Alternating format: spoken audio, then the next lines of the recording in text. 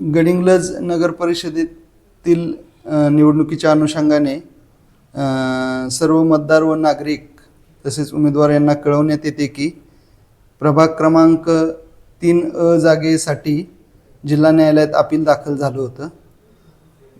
त्या अपिलाचा निर्णय 24 तारखेला अपील फेटाळलं, परंतु राज्य निवडणूक आयोगाने 29/11/2025 रोजी काल एक आदेश पारित केला। त्यात आज व्हीसी पण आमची झाली होती। त्यामध्ये ज्या प्रकरणी अपील झालेला आहे त्या प्रकरणी आदेश जर 22 नोव्हेंबर 25 नंतर आले असतील कोर्टाचे, तर त्या प्रकरणी त्या जागेची निवडणूक स्थगित करावी अशा आदेश निर्गमित केलेले आहे।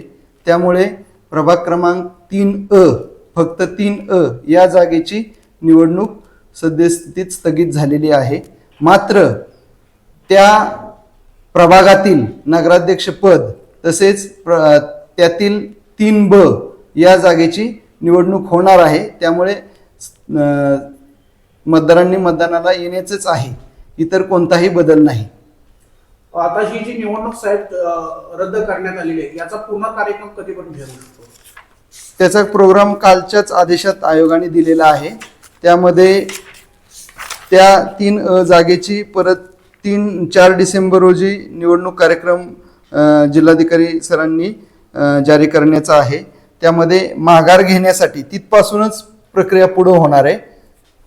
फक्त पुढे माघार घेण्याचा अंतिम दिवस 10 डिसेंबर 2025 दुपारी 3 वाजेपर्यंत आहे आणि चिन्ह वाटप करणे 11 डिसेंबर 2025 आहे आणि मतदान 12 डिसेंबर 2025 सकाळी 7:30 ते सायंकाळी 5:30 आहे आणि त्याची मतमोजणी 21 डिसेंबर 2025 रोजी सकाळी 10 वाजल्यापासून आहे।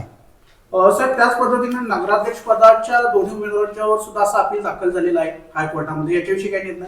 नाही, हा फक्त जिल्हा कोर्टात जे अपील झालं होतं या 3 जागेचं त्याच अनुषंगाने आहे हा आयोगाचा निर्णय। इतर कुठलाही आदेश नाही। धन्यवाद सर।